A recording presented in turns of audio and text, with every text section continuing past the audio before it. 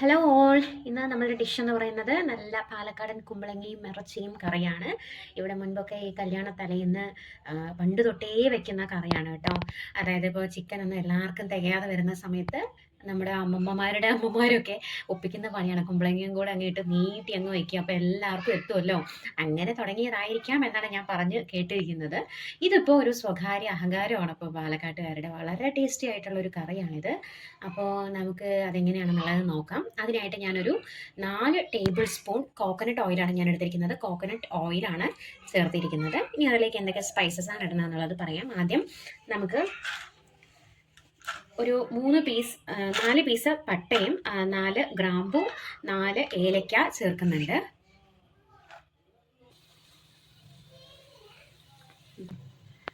അതിലേക്ക് നമുക്ക് കുറച്ച് കടുക് ആഡ് ചെയ്ത് കൊടുക്കാം. ഓക്കെ, നമ്മുടെ കടുകെല്ലാം പൊട്ടി വരുന്ന സമയത്ത് നമുക്കൊരു 3 പച്ചമുളക് നടുകെ കീറിയത് ചേർത്ത് കൊടുക്കാം. ഓക്കെ, ഇനി ഇതിലേക്ക് നമുക്ക് ഒരു വലിയ സവാള അരിഞ്ഞതും ഒരു തണ്ട് കറിവേപ്പിലയും ഒരു നുള്ള് മല്ലിയിലയും ഞാൻ അവസാനം മല്ലിയില ഇടുന്നുണ്ട്. ഇപ്പോൾ ഞാൻ ഈ വഴറ്റുന്നതിലൊരു സ്മെല്ലിന് വേണ്ടിയിട്ട്, നല്ല മണത്തിന് വേണ്ടി ഞാൻ ആഡ് ചെയ്യുന്നുണ്ട്. ഇതിൽ നമുക്ക് ചിക്കനിൻ്റെ എല്ലാ ആളും കേട്ടോ സാധാരണയായിട്ട് ചേർത്ത് കൊടുക്കാറ്. ഇതിന് ഒരു പ്ലസ് പോയിന്റ് എന്താണ് ഈ കറിയുടെ എന്ന് വെച്ചാൽ, നമുക്ക് ചിക്കൻ അറിയാലോ ചൂടാണ് എന്നുള്ളത് അറിയാം അല്ലേ, നമ്മുടെ ശരീരത്തിന് അത് ചൂടാണ്. പക്ഷെ കുമ്പളങ്ങ എന്ന് പറയുന്നത് തണുപ്പാണ്. അപ്പോൾ നമ്മുടെ ആ ഒരു ബോഡിയുടെ ഹീറ്റ് ബാലൻസ് ചെയ്യാനായിട്ട് ഇത് വളരെ ഹെൽപ്ഫുൾ ആണ് കേട്ടോ. അങ്ങനെ ഒരു ബെനിഫിറ്റും കൂടെ ഈ കറിക്കുണ്ട്. അപ്പോൾ മൊത്തത്തിൽ ആള് ടേസ്റ്റിനാണെങ്കിലും ഗുണത്തിനാണെങ്കിലും നല്ല മിടുക്കനായിട്ടുള്ളൊരു കറിയാണ് കേട്ടോ. നിങ്ങൾക്ക് ആർക്കാണെങ്കിലും അറിയാത്തവർക്ക് ട്രൈ ചെയ്ത് നോക്കാം. ഇത് ഞാൻ എൻ്റെ അമ്മ പറഞ്ഞു തന്ന ആ ഒരു റെസിപ്പി പ്രകാരമാണ് ഞാനിവിടെ ഇത് കുക്ക് ചെയ്യുന്നത് കേട്ടോ. അപ്പോൾ അമ്മമാർക്കൊക്കെ ഇത് കുക്ക് ചെയ്യാനായിട്ട് നന്നായിട്ട് അറിയും. അവരോട് ചോദിച്ചാൽ ഇത് പറഞ്ഞു തരാറുണ്ട്. അപ്പോൾ ആർക്കാണെങ്കിലും അറിയാത്തവർക്ക് ഇത് നോക്കിയിട്ടോ അല്ലെങ്കിൽ മുതിർന്നവരടുത്ത് ചോദിച്ചിട്ടോ നല്ല കറക്റ്റായിട്ട് അത് കുക്ക് ചെയ്തെടുക്കാനായിട്ട് സാധിക്കുമേ.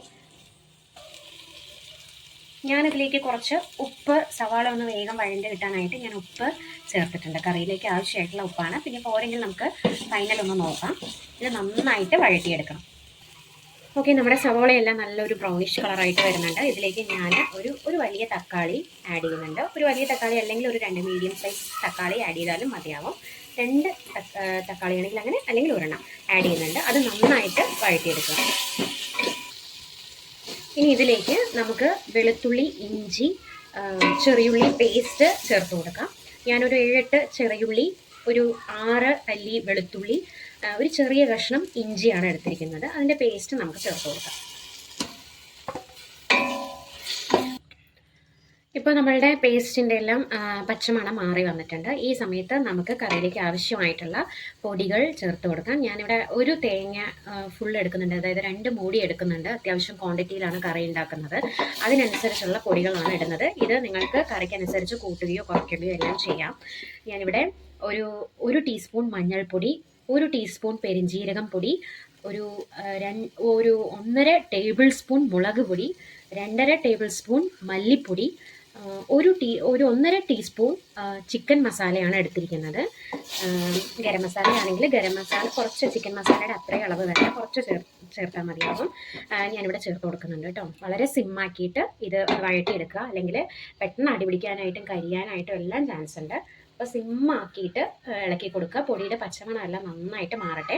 ആ സമയത്ത് അങ്ങനെ കരിയുന്നത് പോലെ തോന്നുകയാണെങ്കിൽ നമുക്ക് കുറച്ച് വെള്ളം ഇതിലേക്ക് ആഡ് ചെയ്യാം കേട്ടോ. ഒരു 2-3 സ്പൂൺ വെള്ളം എല്ലാം ആഡ് ചെയ്തിട്ട് ഒന്ന് നന്നായിട്ട് ഇളക്കി കൊടുക്കാം, അടി പിടിക്കാതിരിക്കാനായിട്ട്. ഞാനിപ്പം സിമ്മിലിട്ട് നല്ലതുപോലെ ആ പച്ചമണം മാറുന്നത് വരെ പൊടിയെല്ലാം വഴറ്റിയെടുത്തിട്ടുണ്ട്. ഇതിലേക്ക് വളരെ കുറച്ച് കിലോ കണക്കൊന്നും ഇതിന് ആഡ് ചെയ്യേണ്ട ആവശ്യമില്ല. ഒരു മണത്തിനായിട്ടുള്ള ചിക്കനാണ്. മണത്തിനായിട്ട് ഞാൻ കുറച്ച് എല്ലോട് കൂടിയിട്ടുള്ള ചിക്കൻ എടുത്ത് വെച്ചിട്ടുണ്ട്. ഞാൻ അതിലേക്ക് ആഡ് ചെയ്ത് കൊടുക്കുകയാണ്. ഇത് ഈ പൊടിയോട് കൂടിയിട്ട് നന്നായി നമ്മളൊന്ന് വഴറ്റിയെടുക്കേണ്ടതായിട്ടുണ്ട്. നന്നായി ഒന്ന് ചുരുട്ടിയെടുക്കണം. ഒരു ചിക്കൻ ഹാഫ് കുക്ക്ഡ് ആവണം. അതിന് ശേഷമാണ് നമ്മൾ കുമ്പളങ്ങ ചേർക്കുന്നത്. കുമ്പളങ്ങ ലാസ്റ്റ് ചേർത്താലും മതിയാവും. ഞാൻ ഇതിനോടൊപ്പം തന്നെ ഒന്ന് ഈ പൊടിയോട് കൂടി ഒന്ന് വഴറ്റിയെടുക്കാൻ വേണ്ടിയിട്ട് കുമ്പളങ്ങ ഈ സമയത്ത് ചേർത്ത് കൊടുക്കുന്നുണ്ട്. അതൊരു കുറച്ചുകൂടെ ടേസ്റ്റ് ഉണ്ടാവും. അപ്പോൾ ചിക്കൻ ഒരു ഹാഫ് കുക്ക്ഡ് ആയിരിക്കും നമ്മൾ കുമ്പളങ്ങ ഇതിലേക്ക് ചേർത്ത് കൊടുക്കുന്നത്. അതുകൊണ്ട് രണ്ടിൻ്റെയും കുക്കിംഗ് ടൈം ഈക്വൽ ആവോ അങ്ങനെയുള്ള സംശയങ്ങൾ ആവശ്യമില്ലല്ലോ. അപ്പോൾ ഒന്ന് അടയ്ക്കുക, തുറക്കുക, അങ്ങനെ വളരെ സിമ്പിളിട്ടിട്ട് ഇതിനെ നന്നായിട്ടൊന്ന് ഇളക്കി മിക്സ് ചെയ്ത് കൊടുക്കുക. അപ്പോഴേക്കും ഇത് പകുതി വേവായിക്കോളും. ഓക്കെ. അപ്പോൾ നമ്മൾ ഒരു 2, 3 തവണ അടച്ച് തുറന്ന് ഒന്ന് ഇളക്കി കൊടുത്തിട്ട് അടി പിടിക്കാതെ നോക്കിയതായിരുന്നു. ഇപ്പോൾ കണ്ടില്ലേ നമ്മുടെ ഗ്രേവി പോലെ ഇച്ചിരി തിക്കായി ആ ഒരു അതിൻ്റെ ഒരു കൺസിസ്റ്റൻസി മാറിയിട്ടുണ്ട്. അതായത് ആ ചിക്കനിൽ നിന്നെല്ലാം വെള്ളം വരാനായിട്ട് തുടങ്ങി. അപ്പോൾ ഇത് ഏകദേശം ഹാഫ് കുക്ക്ഡ് ആയിട്ടുണ്ട്. ഇപ്പോൾ പച്ചമണമൊന്നുമില്ല, നല്ല മുരിഞ്ഞ ആ ഒരു പൊടിയുടെയൊക്കെ മണമാണ് വരുന്നത്. ഈ സമയത്ത് നമുക്ക് കുമ്പളങ്ങ ചേർത്ത് കൊടുക്കാം. ഞാൻ കുമ്പളങ്ങയും ഒരു ഉരുളക്കിഴങ്ങ് ഇട്ടിട്ടുണ്ട് കേട്ടോ. ഒരു കറിയുടെ കൊഴുപ്പിന് വേണ്ടിയിട്ടാണ് നമ്മൾ ഉരുളക്കിഴങ്ങ് ഇടുന്നത്. ഇതിനോടൊപ്പം 1 2 ഉരുളക്കിഴങ്ങ് ഇടാം. അല്ലാതെ കുമ്പളങ്ങ ഇല്ലാതെ തന്നെ ഉരുളക്കിഴങ്ങ് മാത്രം ഇട്ടും ഈ കറി വയ്ക്കാം. കുമ്പളങ്ങനെ മാറ്റാം. ഇപ്പം ഞാൻ ഒരു കൊഴുപ്പിന് വേണ്ടിയിട്ട് ഒരു ഉരുളക്കിഴങ്ങ് ഇതിൽ ആഡ് ചെയ്തിട്ടുണ്ട്. കഷ്ണം അതിലേക്ക് ചേർത്ത് കൊടുക്കുകയാണ്. നല്ല മൂപ്പുള്ള കുമ്പളങ്ങ ഉപയോഗിക്കുന്നതാണ് കേട്ടോ ഇതിന് നല്ലത്. ടേസ്റ്റ് ഉണ്ടാവും, ആ കറിക്ക് കുറച്ചുകൂടെ നല്ലതായിരിക്കും, ടേസ്റ്റ് ഉണ്ടാവും. ഇതും ഇതേപോലെ തന്നെ നമ്മൾ നന്നായിട്ട് വഴറ്റിയെടുക്കണം ഇതിലിട്ടിട്ട്. ഇപ്പോൾ നമ്മുടെ കുമ്പളങ്ങയും നമ്മൾ ഇതിലിട്ട് നല്ല വഴറ്റിയെടുത്തിട്ടുണ്ട്. ഇനി നമുക്കിതിലേക്ക് കുറച്ച് വെള്ളം ചേർത്തിട്ട് ഒന്ന് തിളയ്ക്കാനായിട്ട് വെക്കാം. ഒരു തവണ നമ്മൾ അടച്ചു കഴിഞ്ഞ് ഒന്ന് ഇളക്കി കൊടുക്കുമ്പോഴേക്കും തന്നെ ഇതായിട്ടുണ്ടാവും. കാരണം അത്ര മതിയാവും. കാരണം നമുക്ക് തേങ്ങ ചേർത്തിട്ടും ഇത് തിളയ്ക്കേണ്ട ആവശ്യമുണ്ട്. അപ്പോൾ കുമ്പളങ്ങ ഒത്തിരി ഉടഞ്ഞു പോകാനും പാടില്ലല്ലോ.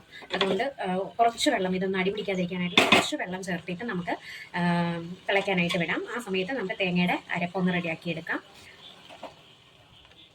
ഞാൻ കുറച്ച് വെള്ളം ചേർത്ത് കൊടുത്തിട്ടുണ്ട്, ഒന്ന് തിളയ്ക്കട്ടെ. ആ സമയത്ത് നമുക്ക് ഒരു 1/4 ടീസ്പൂൺ കുരുമുളകും 1/4 ടീസ്പൂൺ സാധാരണ ചെറുജീരകവും ഉണ്ടല്ലോ, ജീരകവും ഒരു തേങ്ങ, 2 മൂടി തേങ്ങയും അരച്ചെടുത്തിട്ട് വരാം.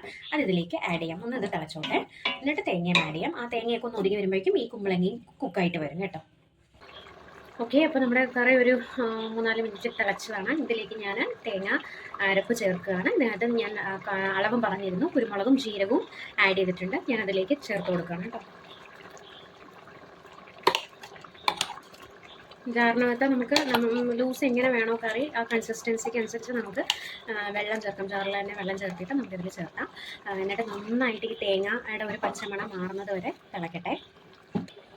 നമ്മുടെ കറി നന്നായിട്ട് തിളച്ച് വന്നിട്ടുണ്ട്. അതേപോലെ തന്നെ തേങ്ങയും ഒതുങ്ങി വന്നിട്ടുണ്ട്, പച്ചമണം എല്ലാം മാറിയിട്ടുണ്ട്. അപ്പോൾ ഞാൻ ഫൈനലി കുറച്ച് മല്ലിത്തഴയും കറിവേപ്പിലയും മുകളിൽ ആഡ് ചെയ്ത് കൊടുക്കുന്നുണ്ട്. അതിനുശേഷം നമുക്ക് ഫ്ലെയിം ഓഫ് ചെയ്യാം. കുറച്ച് സമയത്തേക്ക് ഒരു 5 മിനിറ്റ്സിന് കറി ക്ലോസ് ചെയ്ത് വെക്കാം കേട്ടോ. ഓക്കെ. അപ്പം വീഡിയോ ഇഷ്ടമായെങ്കിൽ ലൈക്ക് ചെയ്യുക, ഷെയർ ചെയ്യുക, ചാനൽ ഒന്ന് സബ്സ്ക്രൈബ് ചെയ്യുക, ബെല്ലൈക്കണും ഒന്ന് ഓണാക്കി ഇടുക. ഞാൻ കറി ഓഫ് ചെയ്യാണ്. താങ്ക്